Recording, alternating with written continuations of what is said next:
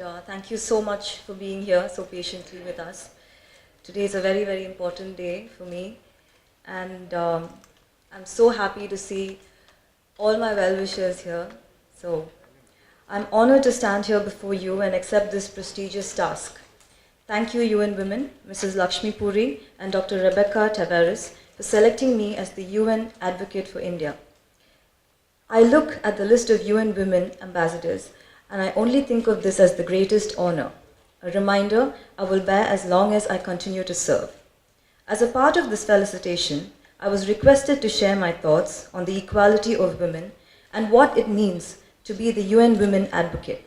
Bear with me and I will promise to keep this short.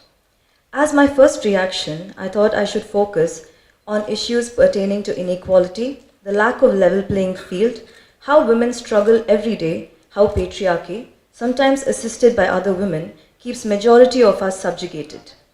It was making me feel bitter. Then, I paused to reflect. I realize we women do great disservice to ourselves and to all the men who support us by focusing on the grimness of the reality we are faced with. I know it is a hard reality. I know it is unfair where we find ourselves, to say the least. But this is not just about how unfair the world is or how hard our struggles are. This is also the time to look back and celebrate how far we have come. I am a proud and happy woman. Given a choice, I would want to be born as a woman again, that is, assuming there is something called rebirth. That means something. It means I am not angry and bitter. It means my life has thankfully not been all that bad.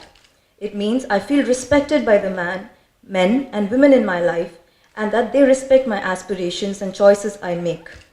I am conscious of the fact that I am a part of a privileged minority.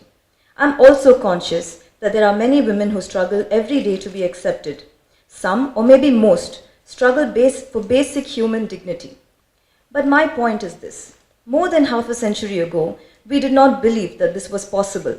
A room full of women meeting and discussing how to be masters of our own destiny. A meeting as such, like this, where it would have been held then, we probably would have been considered revolutionaries or faced resistance. Some may even viewed as this gathering as a gathering of visionaries. Now we stand here without any fear of persecution. While we do respect and continue to encourage the men who support us, we are now in a position to speak for ourselves. We have come a long way indeed. Some of us might not see this to be much, but I urge you to celebrate. Small victories and quiet celebrations are very important in a long journey. They teach us not to lose heart. They help us to believe that perseverance and hard work can do and can take us far. While we focus on the task ahead, it is also important to cherish what we have achieved up till now. Remember, when the cause is just and fair, we will always find people stepping up to lend their support, sometimes from women and sometimes from men. So where do we stand?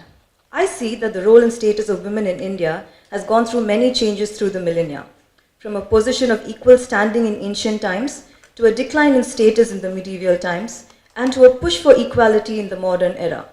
What strikes me odd is that while women have held high offices and exalted positions, such as office of the President of India, Prime Minister, governors, chief ministers, speakers of Lok Sabha, we have leading authors, entrepreneurs, CEOs, actresses, directors, etc., yet the resistance to listen to a woman continues. It is odd that despite what women have achieved, we are required to prove ourselves again and again, not just to prove ourselves capable to do a job, but capable of even being considered to do a job. I'm yet to make sense of that. While on that, I do want to mention the environment we find ourselves in.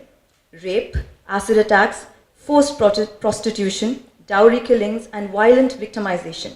I understand that India is ranked as the worst G20 country to be born as a woman and one of the worst countries for women in India, in the world. This is appalling and difficult to understand how we find ourselves here. How can we be one of the worst countries for a woman to live in and have women achievers in every possible field? How can women continue to be the backbone of our rural economy and yet not feel at home in our own country? So, what needs to be done? Create awareness, better opportunities, inclusive education, force a revolution, inculcate self-respect? Probably we need all of this and something more. If we believe that this organization and each one of us are here to make a difference, then let's chalk out a plan. Nothing noteworthy, I believe, can be achieved without a plan, focus, and indomitable spirit. Every action we take has to be measured, measurable, and result-oriented, and capable of being achieved within a set timeline. I pledge to do my part, create awareness, support causes identified by the organization with my time and resources. I will do my best to be the woman I want to see and admire in our country. I will do my best to support and encourage women to push themselves to achieve all that they want to do. We have covered some distance. Today we stand by ourselves, believe in ourselves, and not to be afraid to voice out our views. Those simple acts have taken many years to come true. We often do not see that. Yes, it is a work in progress. Not all of us can claim to be there. For those mothers, sisters, and daughters who cannot, we will stand by you. Remember, we can be leaders of men, and when we are inspired by a man, we will not hesitate to follow them as well. I take inspiration from each one of you in this room and from the silent struggles of the generations that have gone before us. What we resolve to do now may not bear results today or even tomorrow, but we do nevertheless hope that it will create a better future, not just for us women, but also for our men as well. Let us not fail to look back and count our achievements so that we can continue to move forward. Let us not forget that many sacrifices were made so we could be here and that freedom does not come easy. This recognition is a way of saying thank you to everyone who believed in us. I leave you with this quote: "Never think there is anything impossible for the soul. It is the greatest hearsay to think so. If there is sin, this is the only sin, to say that you are weak and others are weak." Thank you so much for being here today.